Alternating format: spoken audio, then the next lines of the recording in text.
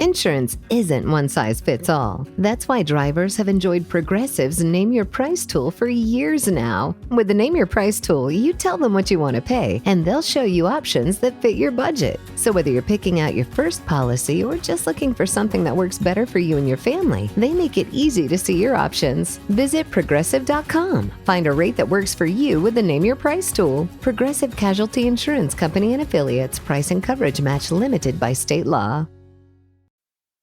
This episode is brought to you by Indeed. Stop waiting around for the perfect candidate.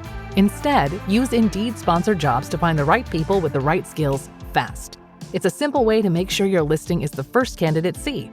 According to Indeed data, sponsored jobs have 4 times more applicants than non-sponsored jobs. So go build your dream team today with Indeed. Get a $75 sponsored job credit at Indeed.com/podcast. Terms and conditions apply. You know how hard it is to sit on the couch the entire weekend and just watch college football and then NFL football? Oh, gee, it's exhausting. Takes the life right out of you. Oh, my goodness. You got to call in sick on Monday. Yeah. Well, I was going to, but then I realized that there are people working harder than you and me. Like the troops that defend us weekends, weekdays, working their butt off. I can't not show up for this. I've got to do my duty, OG. He said duty. He said duty. On behalf of the men and women making Podcast in Mom's Basement and the men and women serving our military members at Navy Federal Credit Union, big salute to our troops. Thank you for all that you do. Let's go stack some Benjamins this week now, shall we? You know, I don't understand this podcasting thing.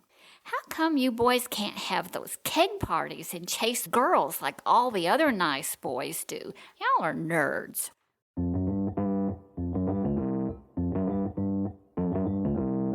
Live from Joe's mom's basement, it's the Stacking Benjamin Show.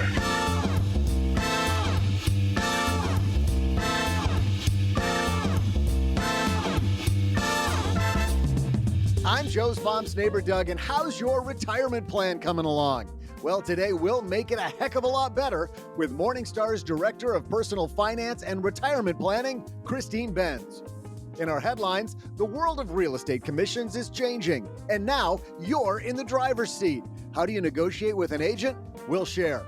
Plus, we'll answer a question from one stacker who thought, you know what? I'd better call Saul. See hi and OG.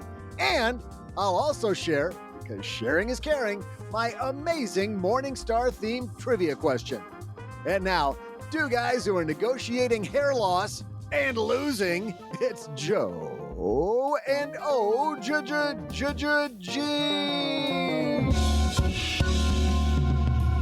Oh, I'm totally winning at hair loss. I think I'm doing it faster, Doug. Well, I have achieved victory. One usually assumes that if you're negotiating with the hair loss gods, your winning strategy is to keep your hair. Oh. I like how you've turned the tables. Oh, I did not know. Oh, no, I've got them right where I want them. I'm losing quick Put now. it on my back, hair gods. Hey, everybody. Welcome to the Rogaine Podcast. I'm Joe Salci, and across the card table from me, the guy who's got his own little bald patch back there, the back 40 of his big giant noggin, Mr. OG. Don't make him angry right at the beginning of the podcast. Does that make Joe. him? That doesn't make him angry. It's just reality. You outed him. You outed his bald spot. We're okay. Everybody knows. You know what? It's a sign of wisdom, and it's the balancing act between still being youthful and exuberant and being close to 60. Yeah, I mean, that's really, if I were comparing, one of us is closer to 45 and 2 of us are closer to 60. So I'm still closer to 45. No. This is actually, disagree. This is funny because financial planning is the only career I remember when I was told that I had to get glasses. And when that happened, I was so happy because when you're in the financial planning profession, like glasses are sales. Like that is great. He must be smart if he wears glasses. Like that is it. Oh, my hair's it's turning gray. Fantastic. People are going to believe me more. I don't have the same feeling about the glasses. Sometimes I You wear think them. glasses Sometimes I don't. convey wisdom? Only if you go like this. Oh, that's specifically what you do. And for people listening to the podcast, he just kind of took them off and shook them like, the guy saying 4 out of 5 doctors recommend. like doing that little thing with the glasses. Doug, sorry. Bite the end of Oh, them. well, when I first worked in England, I Scoreboard. wasn't sure what the dress policy was. And I came to work in a, full shirt and tie and looking pretty solid. And it was in the publishing industry where they were doing casual long before the rest of the world. And some woman said, "Well, you look very smart today, Douglas." And my reply was, "That's just the glasses." I had no idea what "you look smart today" meant. Don't let the glasses fool you. Right. That's that answer like when the guy offered me cocaine. Just, "Oh, I'm good. Yes, Yeah. Thank you very much. Already had some this morning. I'm good. I'm all glassed up. That's why you think I'm smart." But speaking of smart, we got a great show. Boy, just what she wants to follow is the glasses and cocaine references. Christine Benz from Morningstar's here right after we deflate the property values, OG. She is maybe one of the smartest people in personal finance and just a good friend of the show. And I can't wait to talk to Christine about, she's got 20 lessons in retirement planning. We're going to talk to her about a few of those. But before that, we have some sponsors that make the show go so that it's complimentary for you. No, really. Have as much of it as you like. It's all for free for you because of the sponsors. And we've got a couple of them right now. We'll be right back to kick this thing off. In business, there is no room for guesswork. Every shipment matters. Every deadline counts. And when you're trying to keep operations running smoothly, the last thing you need is uncertainty. That's why reliability is at the core of USPS Ground Advantage. From the moment your package is first scanned in, it moves through a secure nationwide network, aiding in a timely and accurate delivery. You get near real-time tracking so you can keep up with your shipments. And with affordable upfront pricing, there are no hidden fees or surprise surcharges to throw off your cost sheets. It all adds up to predictable deliveries you can depend on, because knowing your logistics are handled lets you focus on everything else, your customers, your team, and the future you're building. Visit USPS.com/Ground Advantage to start shipping with confidence. USPS Ground Advantage. We mean business. Dell PCs with Intel Inside are built for the moments you plan and the ones you don't. They're for those all-night study sessions, the moment you're working from a cafe and realize every outlet's taken, the times you're deep in your flow and can't be interrupted by an auto update. That's why Dell builds tech that adapts to you. Built with long-lasting batteries so you're not scrambling for an outlet, and built-in intelligence that makes updates around your schedule, not in the middle of it. Find technology built for the way you work at Dell.com/Dell PCs. Built for you. So how do you plan a better retirement? Christine Benz is the Director of Personal Finance and Retirement Planning with Morningstar. And she has a project where she dove into 20 lessons talking to smart people from the personal finance community about their thoughts on different aspects of planning a great retirement. She's on her way down to the basement. Let's say hello to Christine Benz.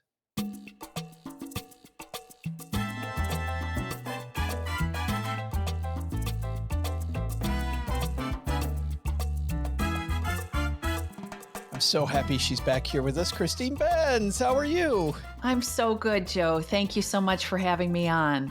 You know, there's a question ever since I first met you that I've wondered about, and we'll get to your current project. And I think it actually kind of ties into your current project, but a lot of our stackers are interested in maybe becoming financial planners. I think we get 5 or 6 emails a month. I'm thinking about changing my career. How did you first get interested in financial planning? Well, I would say it probably happened while I was working as an analyst at Morningstar, and I was covering mutual funds, researching mutual funds, and then I eventually headed up our US fund analyst team. But while I was doing that, I was like, gosh, there are a lot of things that seem to be important here in terms of people's financial wellness / wherewithal that we're not addressing. I was like, what are all those other things that kind of make or break someone's financial success? So things like asset allocation and tax planning and portfolio construction and all of the dimensions of retirement planning that I've gotten so focused on. So that was kind of a pivot for me. And, Jonathan Clements has been in the headlines as he's announced his recent cancer diagnosis. But I've had the opportunity to tell him and to just tell everyone about how important reading his column was for me in terms of making that pivot. For people that don't know who he is the former personal finance contributor to the Wall Street Journal and author of The Humble Dollar. And he's been, of course, on the show. But yeah, just a wonderful human being. He is a wonderful human being, a fabulous writer, a fabulous thinker, and someone who I've gotten to know personally a bit through our mutual association with the Bogleheads community. Reading Jonathan's column every week in the journal was just such a pivotal thing for me because at the time I laugh about it, but I thought I needed to read like the whole Wall Street Journal every day.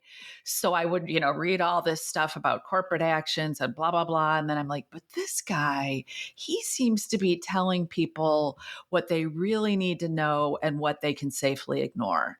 And so reading Jonathan was just really pivotal in terms of informing my own career direction, wanting to focus more on financial planning, get away from the investment selection. Not that I don't think it's important, I do, but it really opened my eyes to the world of financial planning. So I went through the CFP program, took all the coursework. And at the time, which was sort of in the early 2000s, I want to say, maybe mid 2000s, the CFP had this work requirement that would not allow my Morningstar work, even though I think you could argue it was very much related. I would think so. Yeah, it didn't qualify. So I was like, well, I don't want to leave here to go do the hands-on practitioner stuff I would need to do to earn the designation. So never earned my CFP, but nonetheless found it to be a super worthwhile download of information. So I always say for people who are contemplating that career pivot, think about going through CFP, at least take the first course, see what you think,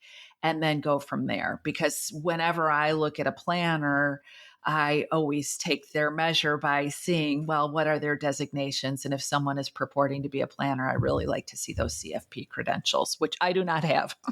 Truly, to your point, doesn't mean that somebody is phenomenal, but it certainly is a rigorous curriculum that just to get through it, I think a lot of people that don't take the coursework, I like that as a first measure, like Me a first too. checkbox. Are you CFP? Certainly not the last one, but a great first one. But just personally, so do you like it better than being an analyst? Do you like dealing with the whole well-rounded thing versus diving into the Janus fund or whatever Right. it might be? We joked because Janus was so hot in the kind of the late 90s, early 2000s. I was our Janus analyst. How about that? Yeah, I do enjoy what I work on just because it's so broad. It's like this deep blue ocean of different topics. There are so many different tentacles of financial planning. And to me, it intersects a little bit more directly with the human aspect of all of this, which I've gotten more interested in, that we are all human beings making financial decisions, and financial planning is squarely aligned with the human side of finances. And you even say in this work that more than 50% of a good retirement plan is not about the money. It's about other things. And it's wild to see just the job of CFPs, speaking of CFPs, change over the years. Like when I was a financial planner in the 90s, it was nothing like, so behavioral now, Christine. Like what's that other 50% besides the money that you're talking about in your book?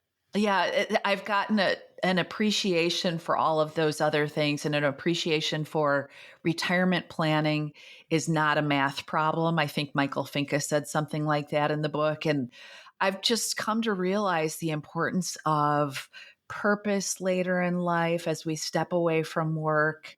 What are we doing to replace the thing that got us up in the morning? What are we doing to replace those relationships that we had at work? And for some people, this might be really seamless. Maybe they have a great network of friends besides their work friends. But for men, especially, the data suggests that men sometimes struggle with that they don't have those connections besides their partners, their spouses.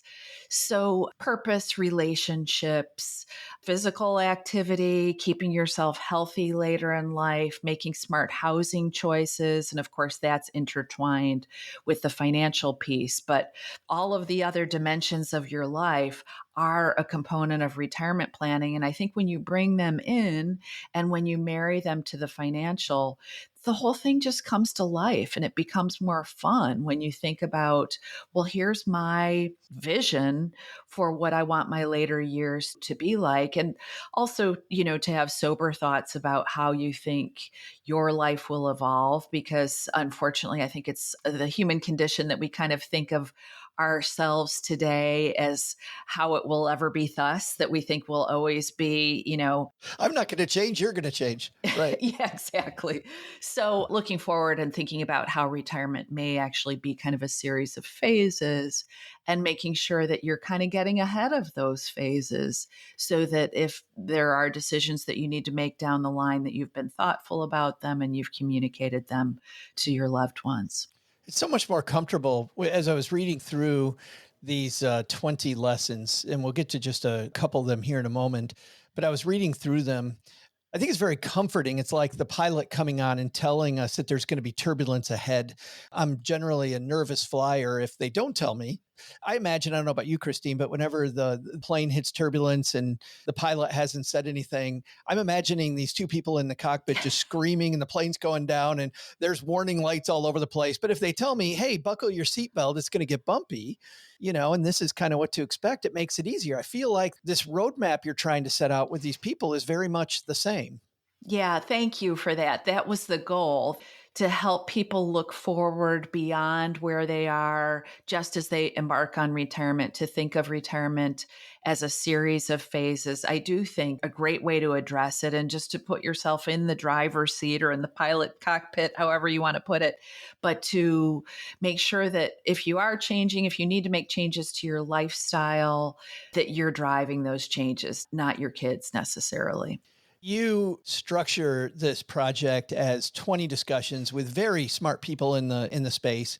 You begin with a gentleman, Michael Finca, who is a great thinker. I expect that Michael's going to be talking about charts and graphs and numbers, and you don't go there. Like, it's the very first interview you do, Christine. Did it surprise you that when you're talking to him that you're not going to talk numbers?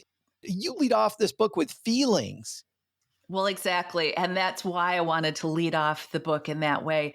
Michael is one of my favorite retirement researchers and has done some great work on topics like annuities and safe withdrawal rates and all the other stuff that retirement research geeks work on. But Michael also has this deep well of knowledge about what contributes to happiness and satisfaction later in life. So we discuss the role of healthy habits, thinking about how you will maintain your health, how you will maintain relationships later in life. And he also has this important point about the fact that even when you're retired, you need to be relaxing from something, that this contrast of like doing something that involves some work, some engagement, makes that relaxation all the more enjoyable. And we all know this, from our working lives, that vacations are especially sweet when we've just come through a really difficult, challenging work period. And I think the same is true in retirement. You still want to set up that contrast where you're getting stuff done, and then you can sit back and enjoy, time on the beach or golf course or whatever it is that is your sort of dream retirement vision. Can we pause on that for a second? Because I want to make sure our stackers hear very clearly what you're saying here. Most people, I think I'm good saying most, I haven't done the research, but I would guess that it's most, just my little 16 years meeting with individuals. Almost everybody who came into my office thought that retirement equaled relaxation. Retirement was, I get to do whatever the heck I want to do. And it's going to be these relaxing activities. And the two of you have this discussion, and I know you just said this, but it's no. Because I think this is a really important point. Relaxing from something. What does that mean? And how does this change? If retirement does not equal relaxation, what would be a better descriptor for, quote, retirement than relaxation? Well, I think an important component of this is making sure that you have a purpose. It doesn't have to be paid work. If you're stepping out of the workforce, that's totally fine. But the point is to have some sort of purpose that is motivating you, animating you, giving you a sense of, I'm still contributing here. And I think that that is just a huge part of human satisfaction. It doesn't go away when we retire. Maybe it's having more time to babysit your grandkids or whatever. It doesn't have to be this thing that Jordan Grummett talks about it in the book. It doesn't have to be what he calls big P purpose, like you're starting a foundation or you're climbing Machu Picchu or something like that. But you do that stuff, but it can be what he calls smaller P purpose things. Like you might say, I've worked really hard, but I haven't been as great a partner to my spouse as I would have hoped. Or I haven't had as much time with my friends as I would hope to have. Or there was this hobby that I let go 20 years ago that I want to sort of re-engage with. And so those are what Jordan calls small P purpose. And the point is to come into retirement with a sense of what those things are for you. And then, when you've got those purposes lined up, and you might do a little bit of experimentation around them, but when you've got those things lined up that you want to focus on, then you can also have, I think, your leisure basket, the things that really aren't necessarily purpose at all, but are just like, I have not had time to sit on my back deck as much as I'd want, or there's this, and this Netflix show that I've wanted to see, and I only have the bandwidth to watch a half hour of TV a night or whatever it is. You have both things and they work together. And I think the true leisure activities, you enjoy that much more when you have the purposes lined up. When it's coming from, again, back to from purpose. And that brings up another thing that surprised me about not just your discussion with Michael, but it also kind of resonates throughout the book. This idea, we also think about retirement as non-structured, but really, Christine, I would say, even though you don't say this really out loud, you don't make this as a big point, structure is a big part of a successful retirement, I think. Yeah, no, I would totally agree. Jamie Hopkins makes the point, and I'm not sure this is his original idea, but the idea is try this calendar exercise. Look at your calendar for, say, your first month in retirement, or look at a week in retirement and kind of plot out what you'll do with your time, because it's super important to set up structure. That gets back to healthy habits, where if you have things you'd like to achieve, you really do need to put them on a schedule, just as you did while you were working. At the same time, I would say it's also super valuable to do leave time for unstructured time, because frankly, as a working person, that is one of the things that I miss. And I have periodically taken these sabbaticals from work. I just had one this summer. And that was one thing I really enjoyed about the time away. There was one day I was out for a walked to my local antiques mall. And I looked out the window and I'm like, oh my goodness, it's raining buckets out there. I don't have an umbrella. And so I just was like, oh, well, I love this place anyway. I think I spent 2 hours, 3 hours in this antique mall going through old records, looking at vintage jewelry and housewares. And it was just so wonderful to not have this sense of being on the clock. So I think, as a retired person, you do have to relish being unstructured sometimes. Another thing that I really enjoyed during the sabbatical was like being the person who, if you tie with someone at stop sign, being the person who could be like, yeah, you go ahead. Yeah, I'm not the right. Exactly. And there is something that's really lovely about that. Even while you might schedule your important activities, do savor that unscheduled time. It is funny. Like, I feel like with all of our devices around us, and, you mentioned Netflix earlier, and all the things that can entertain us all the time, like the power of boredom and being stuck a little bit is really, really can be a cool thing for you. I was very surprised when you and Michael talked about social interactions, and you brought this up already, especially, men and loneliness as they get older, big thing, but making sure that you socialize and you remain a part of your community, maybe even expand how much you're in the community now that you have time to work in the community versus whatever you were doing before. I was surprised. Michael really brought up, most experts that come on the show talk about how bad your devices are and how social media, Christine's just killing us. But he was pretty positive. He was like, if you do this right in retirement, your devices can really help you expand that social network. Yeah, I thought that was an interesting point too, Joe. And I think Michael's point is that it is an addition to the social networks, that it shouldn't replace your in-person interactions with people, but he frequents these online communities of older adults, of people who are sharing experiences, sharing ideas about how to proceed down the road of retirement. And he feels like there is a lot of very positive engagement that goes on. I had a discussion in the book with Laura Karstensen, who's the longevity researcher at Stanford, and she talked about devices as well. And she noted that indeed the online interactions, or even just the group texts that you might have with your friends group, her viewpoint is that those are great, but that they need to be in addition to the face-to-face interactions. One can't replace the other. Almost like tying you together between the times that you get to be in the room together, I would think. Exactly. And I shared with Laura that my two best friends are both in California, but we do make a point of getting together at least once or twice a year, even as we're texting almost every day or truly every day. I think we all felt that coming out of COVID, didn't we? I'm like, oh my God, I get to see you in real life. Like, what's this all about? Right. Yeah. Your second discussion is with Fritz Gilbert. We've had Fritz on the show before, retirement manifesto blogger and guy who not only writes about successful retirement, truly has had a successful retirement of his own. And talk about community, by the way, he and his wife's mission that he talks about. Tell us a little more about Fritz and why did you want to include him in this project? Yeah, I've loved meeting Fritz. We've had him on our Morningstar podcast a couple of times. For one thing, I wanted him to talk about the nitty-gritty steps to take as retirement approaches. So kind of set the clock and get yourself maybe 5 years ahead. What are the steps that I need to take as I inch toward retirement? And Fritz is always just so incredibly specific about things and kind of methodical in a way that I appreciate.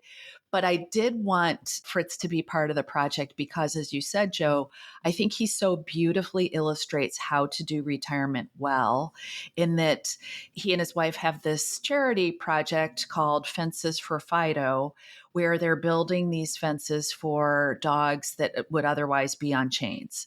So the dogs are able to be freed from their chains, have a little bit more space to roam around. It's probably good for the families to see their dogs have a little bit more freedom. So this is something that Fritz and his wife are passionate about, but it has brought this social network to them. They moved to a new community in retirement, and this group of people who work on this shares their values in terms of this charity project, but it's also just turned into a great social network where I think they meet up for beers at a microbrewery. And it's also physically engaging, this work that they do, which to me seems like it ticks a lot of boxes. You've got the Friends Network, you've got some outdoor physical activity, and you've got something that's bringing you purpose in the sense that you're doing some good in the world. So I did want Fritz to talk about that project because I personally find it so inspiring. And it's, it's not this huge thing that they've set out to do. It's not like, oh, we're going to cure childhood illness or something like that. As important as that would be, it's not like they're biting off more than they can chew. This is a manageable endeavor to do some good in their community. You start off your discussion with Fritz with, the big question. And it actually is funny. I'll get to the question in a second, but I thought about this as I was reading through your discussion with Michael as well, which was, we think about retirement, and in a lot of ways, the way we have it now, it is so much a social construct, which, Christine, we'll see somebody who's 40 and they'll tell us they're retired and we'll say, what? Why are you wasting your time? But then what's funny is we'll see somebody who's 75 and they're still working, and we'll say the exact same question, but kind of the stank is elsewhere. It's what? Why are you wasting your time? Like, we have these set ages that we associate retirement with, which I think we need to get rid of those. But with Fritz, you asked the question, your very first question is, what's the right retirement date? How did he answer that? He said that everyone had told him he would just know. He used his own experience. He said he just, I think, was really starting to think about the next chapter. And he said he actually did kind of know. He and I did discuss this idea of kind of phased retirement, which frankly I find really appealing, probably just kind of thinking about my own personal situation, that I probably don't want retirement to be a hard stop. But I think the broader point is that it's very individual specific. I get a little nervous when I hear people think that retirement necessarily has to be at 65 or when their Social Security benefits kick in or whatever. It's very individual specific. I also am a little dismayed when I hear people think that simply because they have the assets to retire, they should retire. And I'm not at all convinced that's the right answer in every situation. There are many, many situations, I think, where people should continue to pursue some type of work, maybe paid, maybe unpaid. Well, this goes, Christine, right to purpose. I've seen this in my life, being around a lot of creators and business owners. I can think right offhand of 3 business owners that I know that sold their business at a youngish age because they were getting a big check. And it is clear, even to them, a couple of them say it out loud, they're lost. They're struggling to find their identity again because of your point that, hey, just because I can and I have the asset that I could sell, it might have been a better idea not to. Yeah, I think Michael Finke says in the book, it's not a math problem, people, this decision about whether and when to retire. There's so much more that you need to weave into it. So the finances are one piece. If you feel financially set, great. But there are a lot of other things that you need to think through before embarking on retirement. But you and Fritz, a couple money nerds sitting around talking about what to do 5 years out. What do we do 5 years out? I'm trying to think. I think on his list was to start exploring long-term care.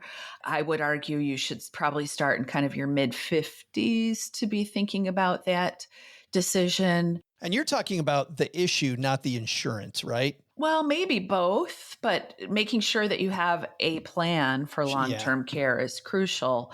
And for some people, perhaps some sort of an insurance product might be a fit.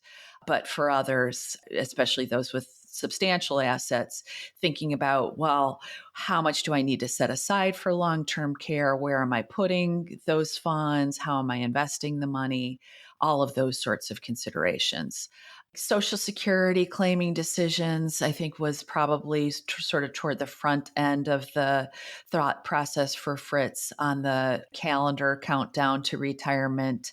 He's actually a big believer in physically putting a countdown clock on your phone just to give you a sense of, okay, this thing is approaching. I need to lay the groundwork. It's real. Right. Yeah. And I believe that he and I also talked about making some changes to your portfolio in that period in, say, the 5 years before retirement, because one thing I see a lot is that many older adults do have very equity heavy portfolios today. And this is an outgrowth of the fact that we've had a really great stock market.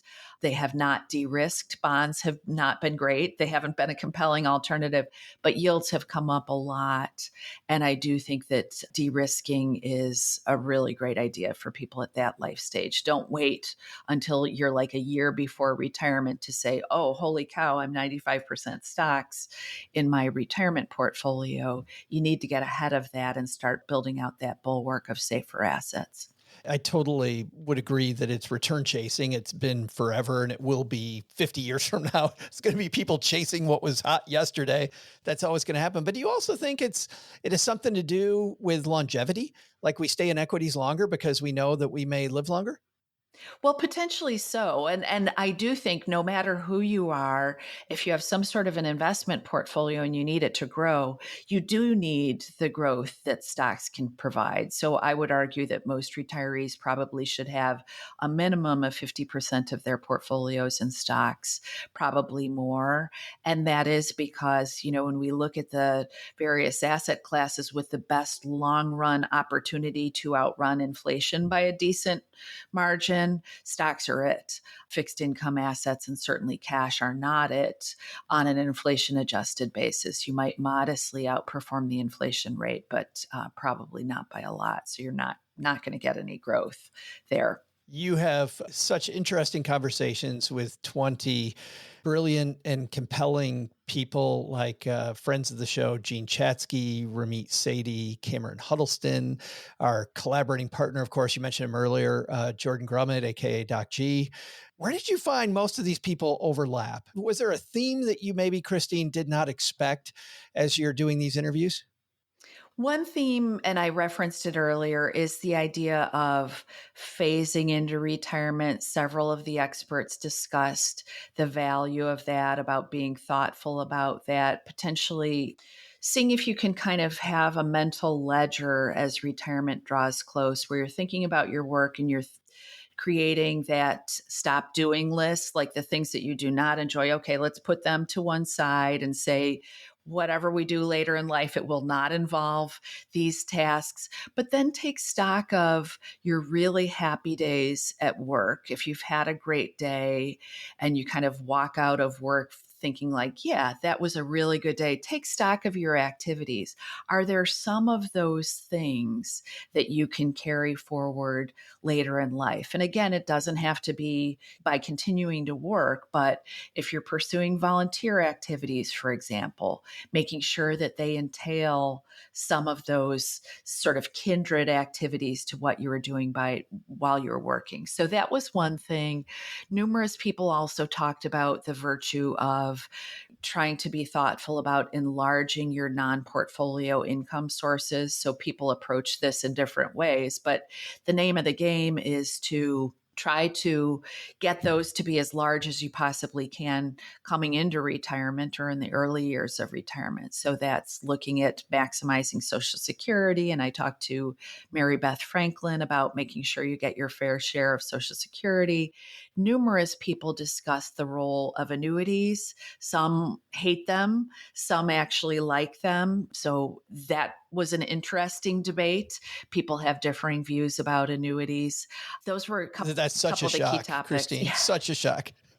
Very controversial area. I mean, one of the issues is that I think the term annuity is so broad and encompassing that it's almost not helpful, because you have so many different product types bundled under that one umbrella. So it's not surprising that there's some disagreement there, but I would argue that retirees shouldn't reflexively rule them out, especially if they are, a key idea would be, if you're coming into retirement, you've got your basic expenses that you're going to have to pay for. See if you can't get those non-portfolio income sources to align with those fixed outlays. I think that's a terrific strategy when thinking about in retirement budgeting. To your point, people that really needed annuities back when I was a financial advisor, and it wasn't as often as I see them out there and being missold, misappropriated, or people that needed permanent life insurance for their specific strategy, which again, another niche group of people. Because of this broad stroke stuff, to your point, Christine, these broad brushes people have, it was so difficult to get the few people that needed these things to actually accept them. They're like, oh, I heard it's bad. I'm like, well, yes, but, it was so frustrating. All right, that's the overlap. Let's talk about the other side. As you're doing these interviews, any wild outliers where you're like, wow, so-and-so said this thing, and that was way different than I thought, or way different than what anybody else was saying? I would say I love Ramit, but his thoughts on kind of spending, not that it's an outlier, but I think it's an eye-opening discussion about... Are you saying that Ramit Sethi said something spicy? Is that what you're about to say? Yeah. Because he doesn't do that at all. He's one of my favorites. But we talked about retirement spending and just making sure that the expenditures that you're making are in line with what you truly value, rather than just sort of mimicking what everyone in your world is doing. I feel like that's a thought-provoking chapter. I love that message for younger people, but I also think it resonates for people getting close to retirement, where maybe, you see your friends all doing certain things, and really just step back and take the measure of whether that is the right activity or outlay for you. So I found Ramit's discussion of how to do that, how to be thoughtful about that, to be super refreshing, as I do find most of his work. The book is How to Retire, 20 Lessons for a Happy, Successful, and Wealthy Retirement. It is Definitely, as I mentioned, a great way to see the turbulence that might be coming and also to appreciate some of the fun things retirement can be if you just do a little bit of planning. You've seen these statistics, Christine. People will plan more for their next family vacation than they do for their retirement years, which is crazy. But the book's out tomorrow everywhere, I assume? It is available through all the major channels, and I'm very proud of it. I think everyone will find something new in it. And just, I love the cast of characters that we assembled to be part of the book. I'm very thrilled to be associated with each of these people. Well, thank you for mentoring our stackers on retirement today. I super appreciate you and this work. Thank you so much, Joe. It's been a pleasure. Hey there, stackers. I'm Joe's mom's neighbor, Doug, and maybe my favorite class in high school was English. Sure, I barely passed, and yes, I really didn't learn too much about the classics, but Mr. Morris had enough gin in his coffee cup that I could sleep pretty soundly for 45 minutes every day. I only bring it up because Christine Benz works for the great rating service company Morningstar, which got me thinking, where did the name Morningstar come from? Turns out that it comes from maybe the only book I know by Henry David Thoreau, which is, well, that's today's trivia question, isn't it? What's the book by Thoreau with a last line that read, "The sun is but a morning star"? I'll be back with the answer right after I look up if Moby Dick is about an older pop star's private parts. God, I hope not. Insurance isn't one size fits all. That's why drivers have enjoyed Progressive's Name Your Price tool for years now. With the Name Your Price tool, you tell them what you want to pay, and they'll show you options that fit your budget. So whether you're picking out your first policy or just looking for something that works better for you and your family, they make it easy to see your options. Visit Progressive.com. Find a rate that works for you with the Name Your Price tool. Progressive Casualty Insurance Company and Affiliates. Price and coverage match limited by state law. What would you do if your online store converted 36% more shoppers? You could take 36% more vacation. Another pina colada? Yes, please. Open a new retail location with 36% more square feet. Fantastic. Hire 36% more help. You're hired and you're hired. Shopify has the world's best converting checkout, up to 36% better than other e-commerce platforms. What you do with those extra sales is up to you. Switch to Shopify today at shopify.com/listen and get a $1 trial. Shopify.com/listen. Did you know Fast Growing Trees is America's largest and most trusted online nursery with thousands of trees and plants and over 2 million happy customers? Whether you're planting fruit trees, adding privacy, brightening things up with flowers, or bringing in house plants, Fast Growing Trees has it all. Even better, they can help you find options that are right for your climate, your space, and lifestyle. Click Order Grow. Every plant arrives healthy with the Alive and Thrive guarantee straight to your door. So if you're ready to get planting, this is the moment. Right now, they have great deals on spring planting essentials, up to half off on select plants. And listeners to our show get 20% off their first purchase when using the code WWO at checkout. That's an additional 20% off. Better plants and better growing at fastgrowingtrees.com using the code WWO at checkout. Fastgrowingtrees.com, code WWO. Now's the perfect time to plant. Let's grow together. Use WWO to save today. Offer is valid for a limited time. Terms and conditions apply. Go to growingfasttrees.com for details.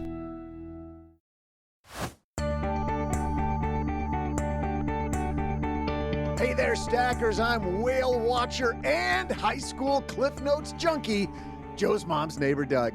So it turns out Moby Dick is actually about wait for it, this is going to blow your mind, a whale. And they never mention his private parts once. Huge disappointment. What won't be disappointing is the answer to today's trivia question. The name Morningstar actually comes from the last line of a book by Henry David Thoreau, which reads, "The sun is but a morning star." But what's the name of the book? Definitely the only book I know by Thoreau. It chronicles the author's simple and frugal life in a cabin on some land owned by his mentor, Ralph Waldo Emerson. That explains why they both have three names. Anyway, the book and the answer to today's trivia question is named after the pond on the property and is called Walden. Thoreau, over the course of about 2 years, built a house and grew his own food. The house cost $28.12 to build, which is about $1,000 in today's money. And now, here to help you frugal your way to your next house are Joe and OG. Yeah, thanks, Doug. Big headline in the last couple weeks. This is from, it's funny, I don't remember, Doug, ever reading Walden. Obviously, Nobody's the book. ever read Walden. They just reference it to sound smart. Yeah, Is that that thing where you're looking for the guy in the straight pajamas? Like, where's Walden? Yeah, Yes. where's Walden? Everybody asks that. It's like in the, okay. I've seen And them. it's in Ralph I've seen all Waldo those, and Emerson. I can never find them. It's in Ralph Waldo Emerson's backyard, is what we just found out. You've read the graphic novel version of it. Yeah. Well, I mean, it has lots of pictures, but it tells a story. This guy goes on lots of adventures. And he's lost. He's always lost. Actually, he's not lost. He's waving at me. I just can never find him. Yeah, he's waving at the camera. It's like always packed with people. I mean, it seems like he has lots of friends. Those old classics would always have these really subtle, but maybe off-color type references that you had to really read between the lines to figure out. Whereas Walden is the same way, but you just have to look really carefully because some of those beach scenes, there's some stuff hidden between the lines in those beach scenes that are not meant for young eyes. Going on at Walden Pond, the beach scenes at Walden Pond. Oh yeah, there was apparently a nudist beach at one corner of the pond. Can we just call it Walden Pond after hours? Walden Pond after dark. Yeah, it's where Thoreau got his crazy on. I don't know, but where the hell are we going with this? Everybody's wondering. Let's talk about, Doug, what you were alluding to, which is real estate. In the News OG a couple of weeks ago, one of our favorite writers over at the Wall Street Journal, Veronica Dagger, who's been on the show a couple times. Veronica writes about the new etiquette, easy for me to say, the new etiquette of negotiating with your real estate agent. Because as you know, OG, this has not completely, but it certainly has changed a lot. Here's what happened, everybody, if you're not familiar with what's been going on in the real estate business. The National Association of Realtors settled a series of lawsuits totaling $418 million. And that ushered in all kinds of changes, which are supposedly aimed at improving communication and helping consumers understand all the stuff that they're going to get and at what cost. So the deal is, apparently people didn't know that I'm paying my realtor, even though nothing comes out of my pocket. Like realtors are magically being paid. So it was this collusion type thing they were accused of, I guess, to put it gently. I don't know. Veronica writes, though, so they're trying to make it easier, OG. This sounds like the Securities and Exchange Commission and just another, page of things you sign that you don't read when you sign up for investments. Shopping for a home now requires a knack for negotiation and a lot more due diligence, she writes. So now when you're working with your real estate agent, everything's negotiable, OG. It's all on the table now where didn't seem to used to be. Well, in talking with some real estate people over the last couple of weeks about this, I've actually learned that all of this stuff has been negotiable. I mean, I know that I sold a property a couple of years ago and negotiated the commission. I think having it be top of mind is probably good for consumers, but there's a lot of baggage that goes with that. For example, if you're going to sell your house, you negotiate the commission, right, with your realtor, which you always could do. And then they're in charge of negotiating it with the buyer. It used to be that it would just be generally accepted that it was split, right? Like, hey, this is a 5% commission deal. I get 2.5, you get 2.5. And they would put those numbers on the listing for the agents to see. So when you call you're a buyer and you call your realtor and say, hey, I want to go look at some houses, they had the information to be able to see who is going to pay them. Now, some people would say that that's collusion, like you said, and that's going to, not work in your best interest as the buyer. But I also get they have to get paid for their time. So that's fine. So now you're going into if you're a buyer, you're going into a home and the buyer's agent doesn't know what their compensation will look like until they start getting down the process of getting you to that open house or whatever the case may be. Right. So it's not a screening tool, probably a good thing for consumers in the sense that, hey, I know that, I'm going to pay what I'm going to pay. Probably not a good thing for realtors. And honestly, it's going to end up with a bunch of wasted time Because look, from a realtor standpoint, if you have two houses that are basically identical in the buyer's eyes, and one is, hey, this one's going to pay me 2% commission, and this one's going to pay me 3% commission, which one are you going to get pushed to? And if you're the buyer, it's not necessarily a good thing, but does it matter to you? You're not writing the check. I think that all of this was just a big amount of paperwork. And all it's done is confuse a bunch of consumers. It hasn't, I don't know that it's going to result in lowering anybody's costs. Here's what's new from a Yahoo piece. Among the changes, home buyers now are going to sign a written agreement with their agent before they tour a home. So if you're trying to buy a house, you sign a written agreement that they are... Which is completely unenforceable. After, like, you could sign that and say, oh, I promise to, like, we'll do business with you. And then you can walk away. The only outcome is small claims court for the realtor to go to the buyer. Unenforceable. It's intended, though, that you know what you're getting into with this particular person, to tell you ahead of time, hey, this is what, as a buyer's agent, this is how my fee structure works. Sure. This is what... But how about this? This is what you're going to pay. Okay. If you use me. So you say, as a buyer, okay, the buyer's agent says, hey, my commission's 3% on whatever deal we do. And you go, okay, whatever. That seems like the normal rate. Sounds great. And now you go find a house that the seller has said, oh, I'm only paying a 3% commission total, right? And the seller's agent couldn't negotiate that any better. Like, that's as good as they got, right? Are you telling me as a buyer, and I just go buy $1 million house, that I also need to stroke a check for $30,000 to the agent? Tell me that's not going to blow up in somebody's face here in the not too distant future. Oh, it's totally going to blow up in people's faces. And there have been tons of things written about this, OG. And you know what's going to happen is up until closing, you can walk away from that. So you're going to get to closing and go, wait, this says I have to write you a check for $30,000. Yeah. We signed a deal, 3%, and the seller's agent didn't have the ability, didn't have the sales skills enough to, like, negotiate a good enough commission on the selling side. And so now the buyer has to pay. Not going to happen. Not going to happen. People will just walk. Veronica has a great graphic on how this used to work then versus how it works now. So just to walk through it, the way it used to work.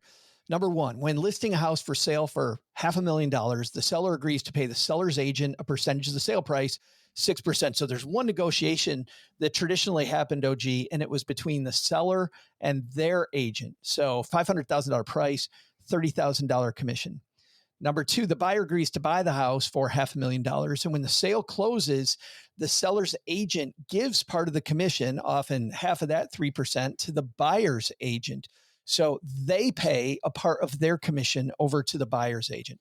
Not the way it works now. Now, the money to pay the buyer's agent is negotiated by the buyer, to your point. Number one, when listing a house for sale, the seller agrees to pay a seller's agent a certain amount. The seller can decide to offer to pay the buyer's agent too. The buyer and the buyer's agent agree on a price for the agent service. The buyer agrees to buy the house. The money to pay the buyer's agent can come from the seller's agent or from the seller, or to your point, OG, a $30,000 check or $15,000 check from the buyer, depending on whatever was negotiated. So it's that second piece, that second half of it's not clear. Here's my question though, OG. If I'm a seller of a house, why would I not, as an incentive, want to make sure that I make it as easy for people to buy my house as possible?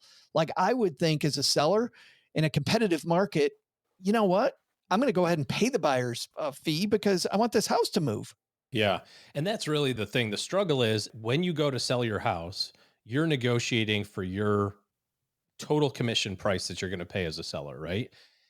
If you're a buyer and you're hiring an agent to go help you select a new house, each one of those houses might have a different structure. And so you don't know going into the house, hey, the selling agent was sucky at sales and didn't negotiate enough commission to split. And now this one, I'm on the hook for a bunch of money, or this, like, you don't know that until you get to it. As a buyer, I would want to know that in advance and be like, well, I don't want to go see those houses, because to your point, Joe, if you're a seller, and this is the thing that I think, most people get wrapped up in. If you're a seller, you want to drive as much activity as possible to your house. right? I think everybody knows this from watching all the HGTV shows and whatever, when they have the $1 million listing shows or whatever, and they have the big open house and like 3 people are there. Yeah. Like the energy's just out of it, right? And it's like, oh, we really screwed up this deal.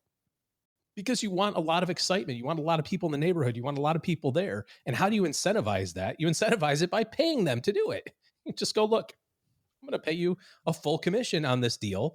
So you, as a buyer or buyer's agent, and all the buyer's agents around are going to be like, whoa, this is a good deal. This is good for me as the buyer's agent to get all of my customers. Because if I sell this deal, I'm going to make a big commission versus I might have one that's maybe a few dollars less. So as a seller, I think you have to balance out, like, I get it. You're going to write a 6% check. That's been the historical number. I don't know if that's too much or too little. It seems like a lot of money, honestly, especially as you get some of these big, higher priced homes.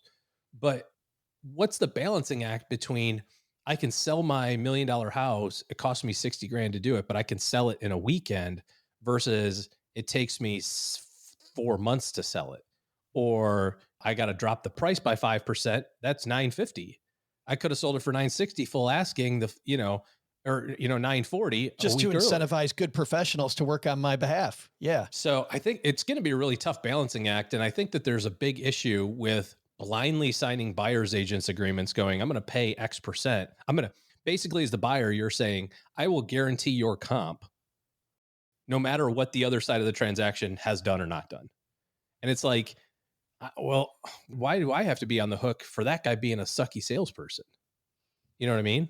Well, and this also makes me wonder something else, OG, along this, the nebulousness of this whole thing, which is, I kind of think this brings the whole idea of fees involved in real estate to the forefront. You and I have been saying for a long time, we're like, are you kidding me? There's people online saying a 0.03 is a lot of money to pay for a mutual fund.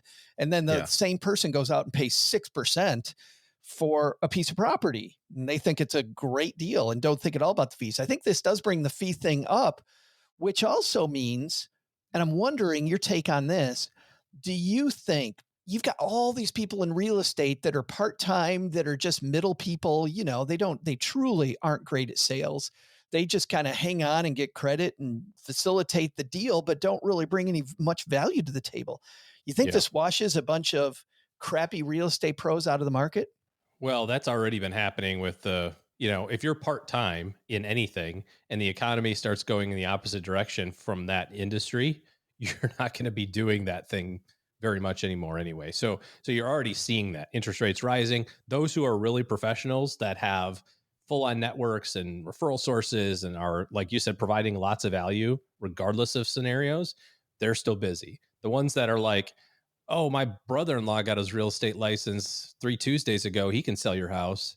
Yeah, that person's not there anymore. It's going to be harder to break into the business again, I think. It's kind of interesting how this whole thing transpired, right? Which is, somebody somewhere had a big, like, I'm going to go get somebody, whether it was a law firm. I don't remember how this all started. It was probably a ambulance chasing law firm that finally got their class action lawsuit approved and went after. Meanwhile, one of the most egregious fees in the whole process of buying a house is title insurance, which to be a title agent, you have to be a lawyer. So, that's kind of, not going to where you eat, right? Do we want to go after title insurance because it's a gimmick? I mean, yeah, you need to make sure that your house is, yours to sell and buy. I got that part. Does it really cost $20,000 for title insurance? No, it doesn't. But to be a title agent, because I looked into it, because I was like, this, there's a lot of money there. I can figure out how to do this with a good service level. You have to have some sort of legal background, and OG and associates don't. So big nuisance fees, let's keep those, but let's go after the commissions of the people that provide all the value. That makes a lot of sense. Yeah. It's annoying. And maybe this is the beginning of something good where we start to unravel all of these real estate fees that are on that big, long disclosure. The document preparation fee of $150. The credit check analysis fee from your mortgage company for $72.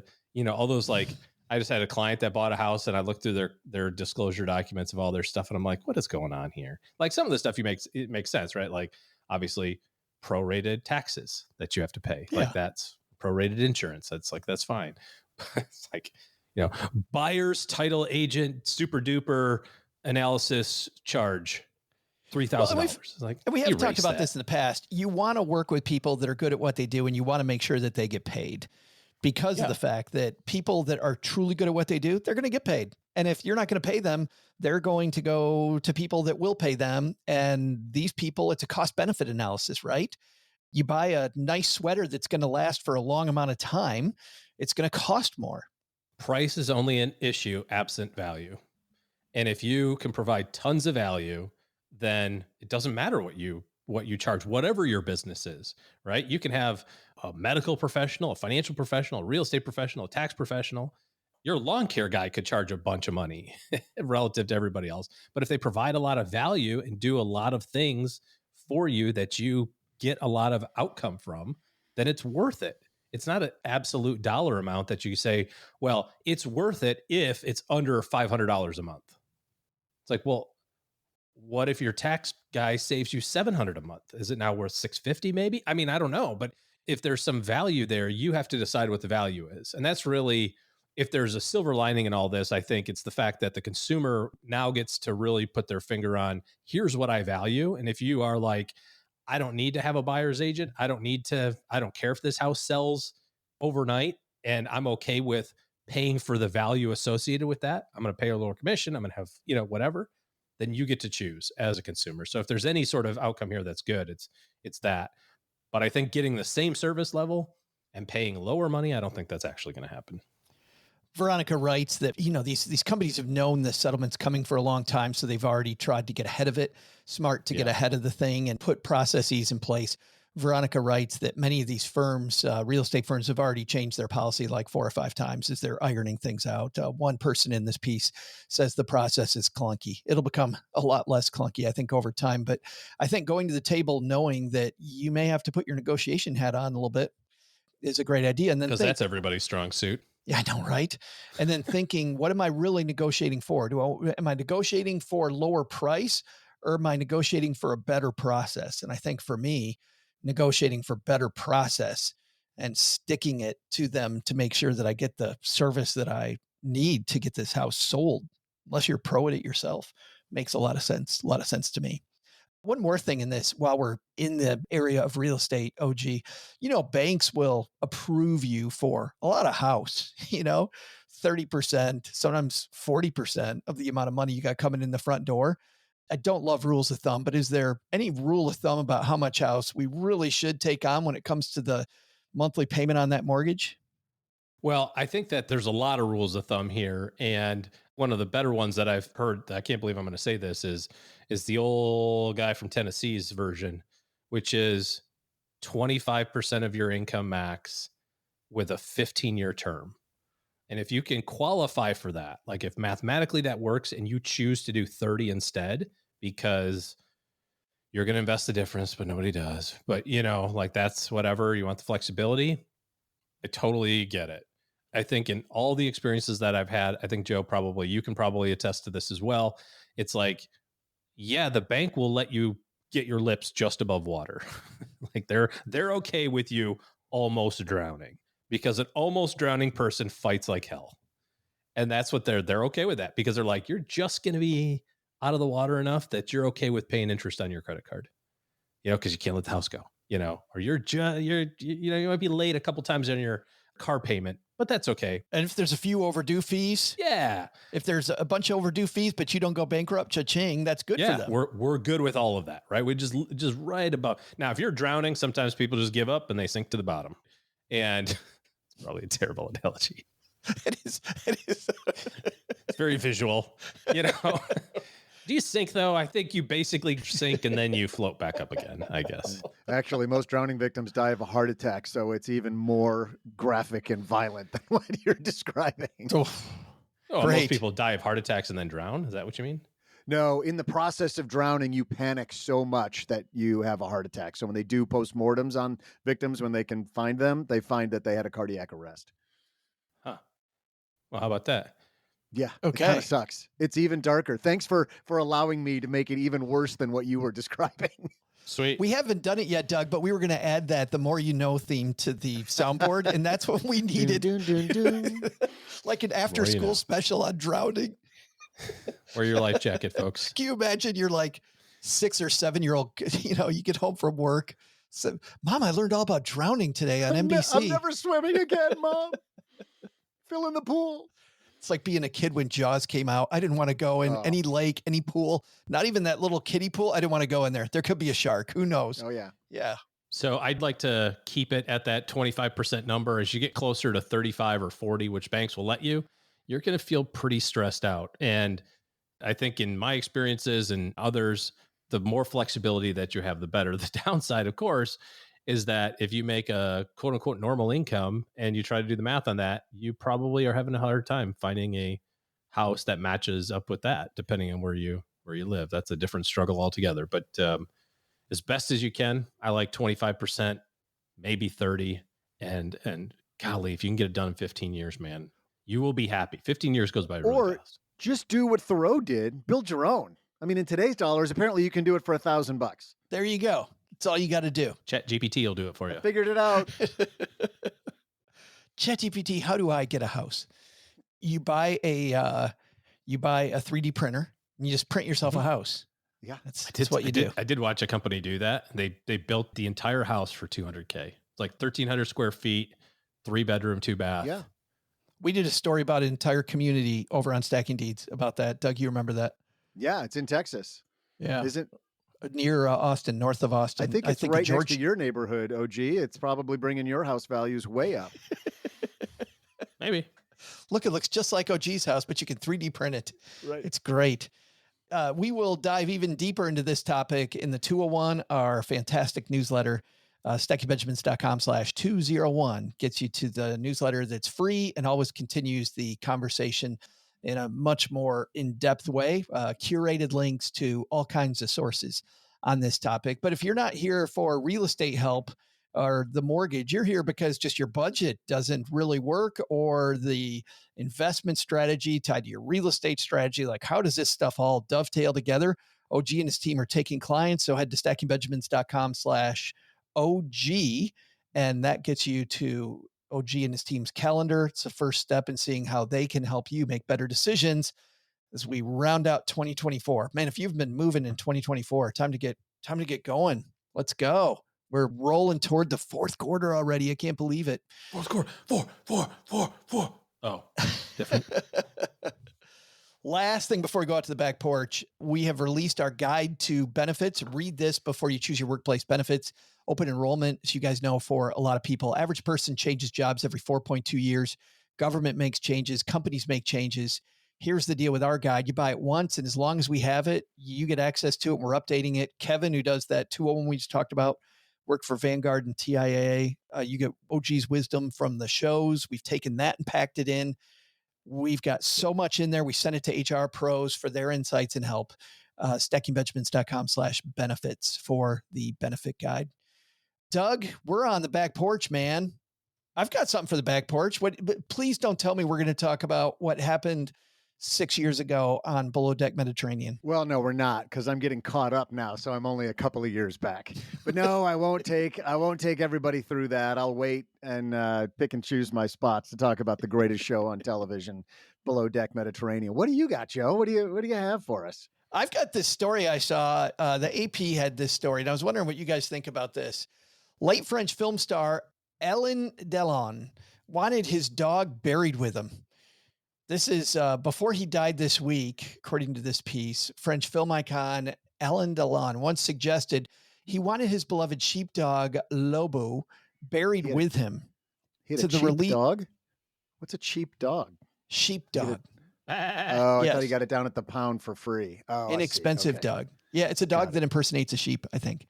To the relief of animal lovers around France, Lobo's going to be allowed to survive. So he wanted this dog to die with him. He's quoted in a 2018 interview with Paris Match saying he wanted Lobo, a Belgian Malinois. Yep. He adopted in 2014, buried with him. Quote, listen to how egotistical this is. I've had 50 dogs in my life, but I have a particular relationship with this one, he told the magazine. If I die before him, I'll ask the veterinarian for us to leave together. I'd prefer that to knowing that he would let himself die on my tomb amid so much suffering. My dog loves me so much, it would just die on my tomb. But hold on. How many dogs did you say he said he had in his lifetime? 50. Okay. That's a problem. Because that means his dogs are living like 18 months max. And if he's happy going to the vet with the dog and just going, hey, time for this dog to go, like you wonder what's really going on there, Doug. Right. It was probably safe for him to assume the dog would die when he died because there's really good odds. That's a weird thing. But I will say, people talk about this of putting provisions in their estate plan for their pets. If obviously if to go with survive them. No, not to go. No, like with what them. to do.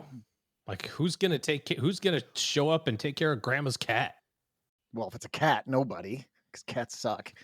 But I mean, you better take care of my dogs. If you're not going to take care of my dogs when I go, you're out of the will. Like that absolutely will be a condition of you being able to receive any inheritance is take care of the dogs. I know so many people wouldn't take care of it. They would have taken care of your dog 4 minutes ago, but you just said cats suck. Take care of my dogs. People are like, nope, I'm out because I said a bad word about cats. Some animals. You did. That's horrible. Because cats will tear your face off for no reason other than that they're bored. Dogs will drive you crazy with some neuroses. You can't figure out what the hell's going on. My sister's dog is so manipulative. All she thinks about is food. Like all she thinks about is food. And I had to take care of this dog just for a weekend. Oh my God. Talk about needy. With my cat, I don't have to do any of that crap. With the dog, I gotta. That's all Doug thinks about. Food and one other thing. I jumped on this to make this show, and the first thing he said was, "Man, so yesterday I ate a whole big bag of potato chips." I'm like, "Geez, where did that come from?" At 10 p.m. Yeah, right. I tried to make it all night. I only made it till 10. And then when he's done with that, Doug goes over to the couch pillows, like a dog. Yeah, curl up. I am simple. Walks around in a circle 3 times. Yes. I'm a golden retriever of a human, which is why people like hanging out with me. Sure, I shed a little bit. Go play fetch with this, Doug. What should we have learned on today's show? I was clever enough that I will abide. I'll tell you, Joe. Hey, let me go get it. Okay. I got it. First, take some advice from Christine Benz. Want to organize your money better for retirement? Begin thinking about what activities light you up as much as your money, and you'll organize your financial picture far better than if you try to optimize around tax shelters or hot investments. Second, it's on you now to negotiate with your real estate professional. But remember that good people want to get paid, and sometimes it's better to surround yourself with people who are happy working for you rather than those who've been coerced to do you a favor. But the big lesson? Don't tell Joe's mom that this Thoreau guy built his own house. Now she's like, if you don't go get the garbage out to the corner, I'll Thoreau you so far you won't know what hit you. Yeah, I see what you did there, Ma. Nice play on words.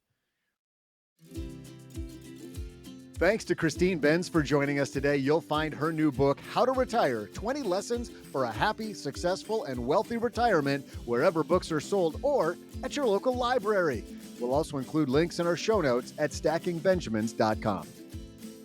This show is the property of SB Podcasts, LLC, copyright 2024, and is created by Joe Saul-Sehy. Joe gets help from a few of our neighborhood friends. You'll find out about our awesome team at stackingbenjamins.com, along with the show notes and how you can find us on YouTube and all the usual social media spots. Come say hello. Oh yeah, and before I go, not only should you not take advice from these nerds, don't take advice from people you don't know. This show is for entertainment purposes only. Before making any financial decisions, speak with a real financial advisor. I'm Joe's mom's neighbor, Doug, and we'll see you next time back here at the Stacking Benjamin Show.